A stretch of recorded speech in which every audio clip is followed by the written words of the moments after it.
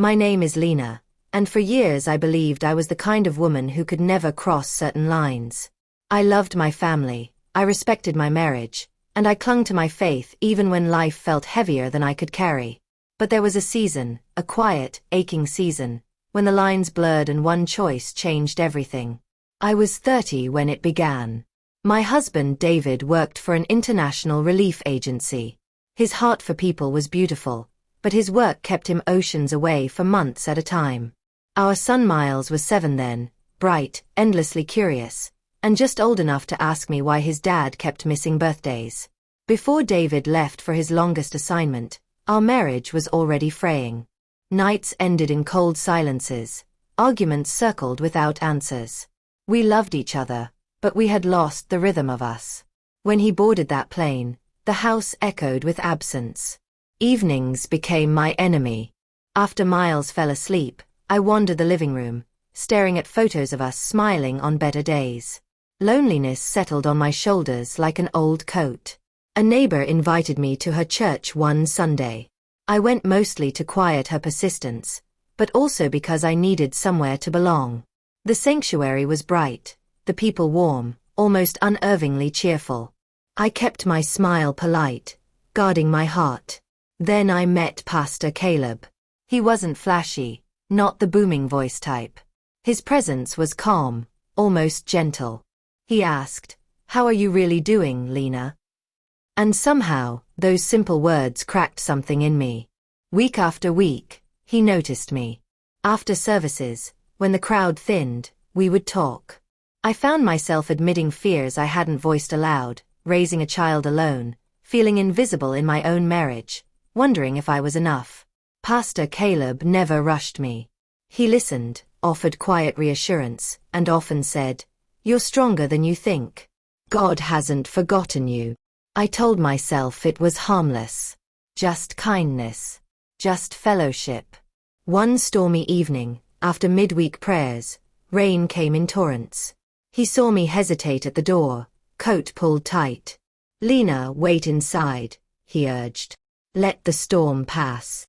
In his office, walls lined with books, we sat with the rain drumming against the windows. Conversation drifted from scripture to memories, then laughter over small, silly things. For the first time in months, I felt seen. He looked at me, really looked. My heart thudded painfully.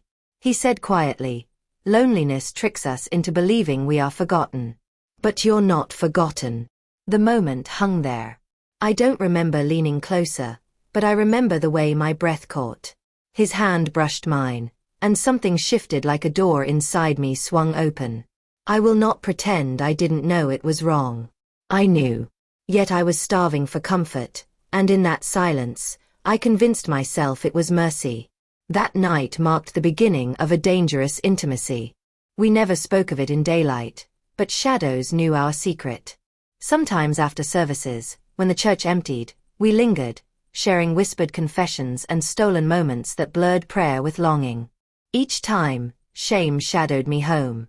I would stand over Miles as he slept, aching with guilt. I promised myself it would end, yet when Caleb texted, I returned. I believed the lie that our wounds excused the crossing of boundaries. Then came the night everything unraveled. The church was silent, candles still glowing faintly after evening prayers.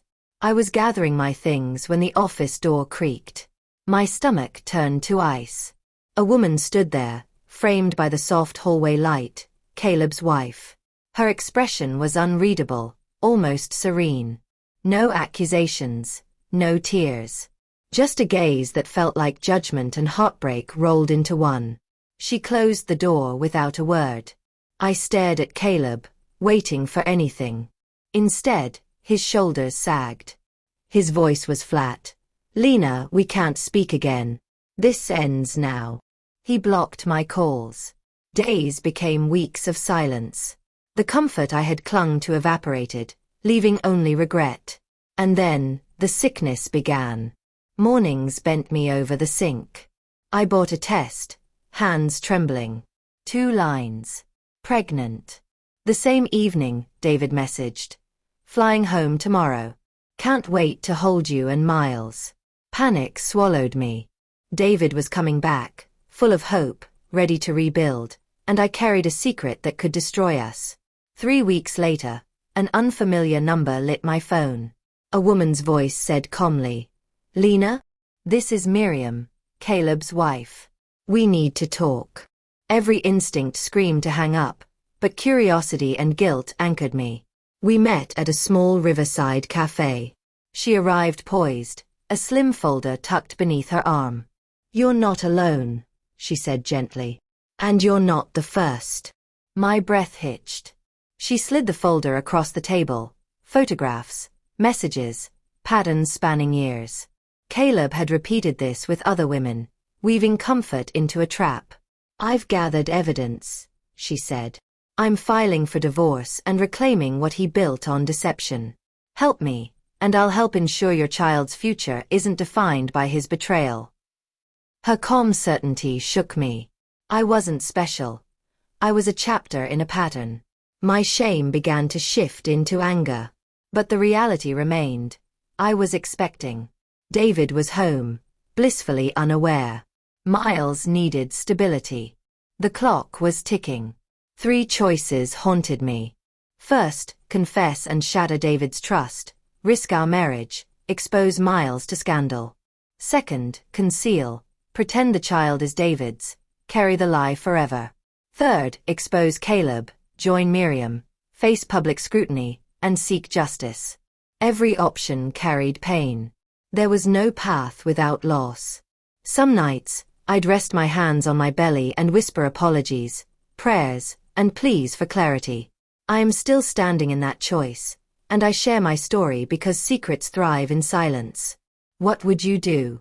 Would you confess, conceal, or expose? Share your thoughts below. And if this story touched you, please like, share, and subscribe. Your support helps bring more real stories to light.